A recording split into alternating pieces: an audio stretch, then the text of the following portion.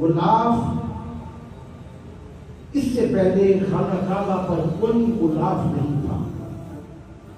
اس سے پہلے آدم علیہ السلام سے پہلے، آدم علیہ السلام کے بعد، نوح علیہ السلام کے بعد کعبہ شریف میں کوئی غلاف نہیں تھا۔ پہلا غلاف کس نے چڑھایا؟ تبع حجری نے چڑھایا، یہ بادشاہ تھا، اس کا ذکر قرآن میں آتا ہے۔ یہ واقعہ بہت لمبا ہے، ہمیں یہ بتانا ہے کہ سب سے پہلے جو غلاف چڑھایا گیا کس نے چڑھایا؟ یہ بادشاہ تبع حجری نے چڑھایا۔ یہ سیر و سیاحت کے لیے نکلا، 400 علماء کرام تھے، 1,00,000 سوار لشکر تھا، یہ بڑی لمبی بات ہے۔ سب سے پہلے جو غلاف چڑھایا گیا وہ چمڑے کا تھا، اس کے بعد دھاری دار کپڑے کا غلاف چڑھایا گیا۔ پہلے یہ غلاف کون سا تھا؟ سفید رنگ کا تھا، پھر اس کے بعد سبز رنگ کا ہوا، پھر اس کے بعد پیلے رنگ کا ہوا، زرد رنگ کا، پھر اس کے بعد سیاہ رنگ کا ہوا جو آج تک چل رہا۔ یہ غلاف کئی قسم کے چڑھائے گئے، لیکن اس سے پہلے سب سے پہلے تبع حجری نے یہ غلاف چڑھایا ہے۔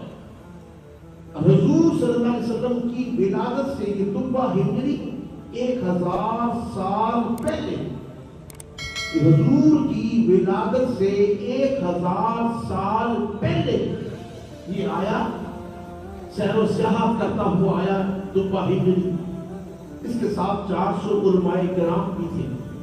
اس نے آ کر جب اس کعبہ کی شان کو دیکھا تو سب سے پہلے باادب طریقے سے اس نے غلاف کو چڑھایا، اس کے بعد پھر غلاف چڑھتے گئے، اور کعبہ شریف کو یہ کب؟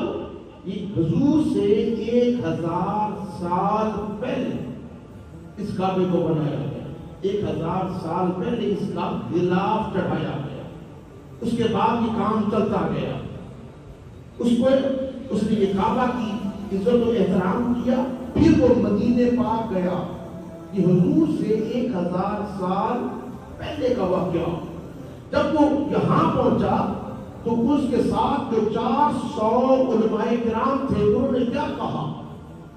اے تبع، ہم نے کتابوں میں پڑھا ہے، تورات میں پڑھا ہے، انجیل میں پڑھا ہے، زبور میں پڑھا ہے، ایک آخری رسول آئے گا جس کا نام محمد ہوگا صلی اللہ علیہ وسلم، اس کی آخری آرام گاہ یہ مدینہ شریف ہوگی۔ ہم یہاں سے جانا نہیں چاہتے، ہم یہیں رہنا چاہتے ہیں۔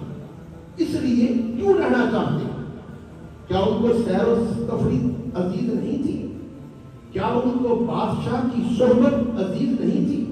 کیا ان کو اچھے کھانے عزیز نہیں تھے؟ اس لیے وہ رہ گئے کہ ہم نے آگے نہیں جانا، کیونکہ ہم نے سنا ہے کہ مسلمانوں کے آخری نبی محمد مصطفیٰ صلی اللہ علیہ وسلم یہاں تشریف لائیں گے، ہم آج ہی سے یہاں بیٹھیں گے کہ ہم میں سے کسی کی اس کو زیارت ہو جائے، وہ ہماری بخشش کا ذریعہ بنے۔